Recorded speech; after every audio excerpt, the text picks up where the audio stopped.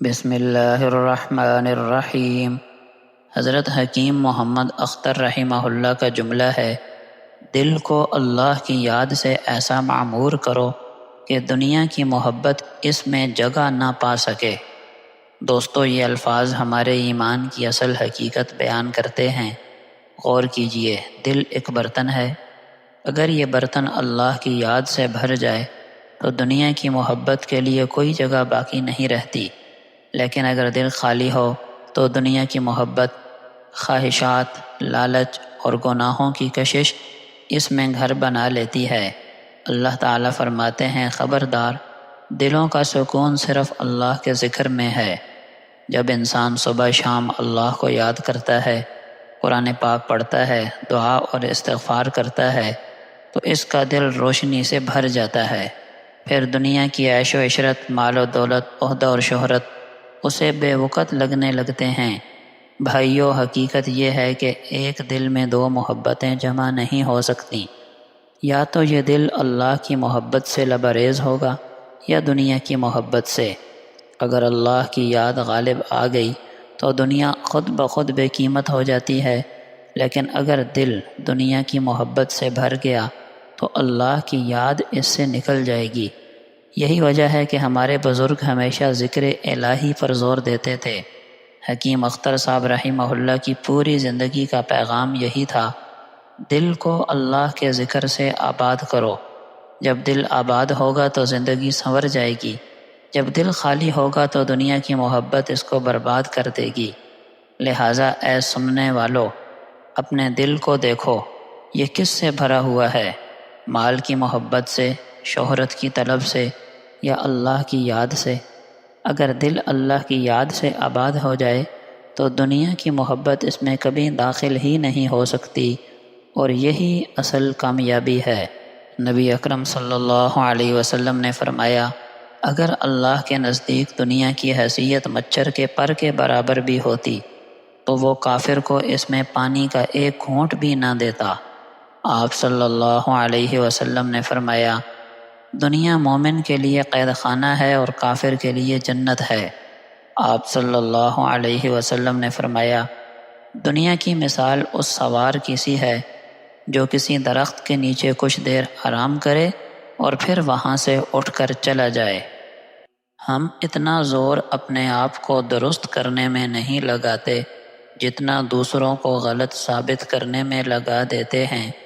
اگر یہی وقت ہم اپنی اصلاح میں لگائیں تو ہماری زندگی سنور جائے۔ دنیا میں سب سے زیادہ مطمئن وہ لوگ ہیں جن کو اپنے معاملات اللہ کے سپرد کرنے کی عادت ہے۔ مشکلیں دینے والوں سے بڑا مشکلوں سے نکالنے والا ہے۔ یہ بات سمجھ آ جائے تو مشکل زیادہ دیر مشکل نہیں رہتی۔ قبولیت کا ایک وقت طے ہے، اس لیے اگر دعا کی قبولیت میں تاخیر ہو تو بھی دعا کرتے رہنا چاہیے۔ ممکن ہے اس تاخیر میں کوئی بہتری ہو، یہ بھی ممکن ہے کہ اللہ تعالیٰ اس دعا کو آخرت کے لیے ذخیرہ کر دے یا اس کے برابر کوئی بلا ٹال دے۔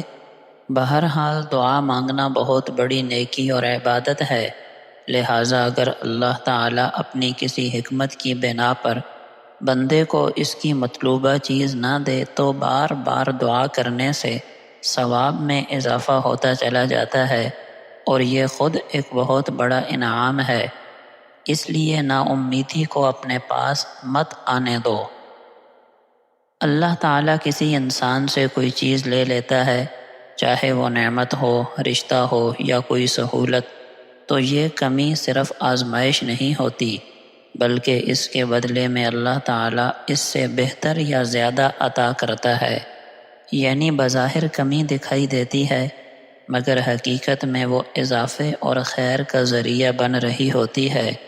اللہ کبھی بھی کسی چیز کو بغیر حکمت کے نہیں چھینتا۔ عورت کا گھر برباد کرنے والے اس کے ارد گرد بہت ہوتے ہیں، مگر جب عورت برباد ہو جائے تو دور دور تک کوئی دکھائی نہیں دیتا، نہ اپنا نہ پرایا۔ زندگی یہ نہیں کہ آپ کتنے امیر، کتنے مشہور، کتنے دلکش ہیں۔ زندگی تو یہ ہے کہ آپ کتنے اوریجنل، کتنے عاجز اور کتنے مہربان ہیں۔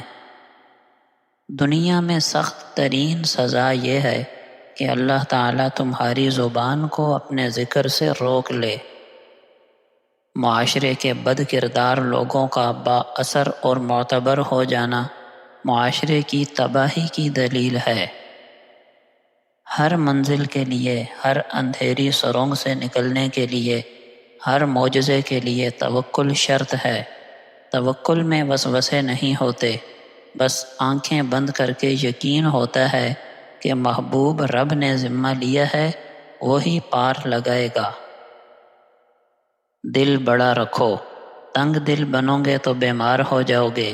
انسان کی بیماری کی بڑی وجہ تنگ نظری اور دوسروں کی دل آزاری ہے۔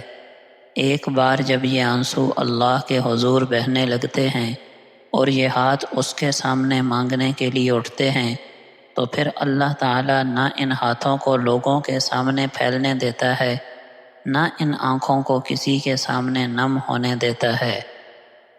آپ کے ذاتی مسائل دوسروں کے لیے ہمیشہ تفریحی مضمون ہوتے ہیں، لہٰذا سناتے ہوئے احتیاط کیا کریں۔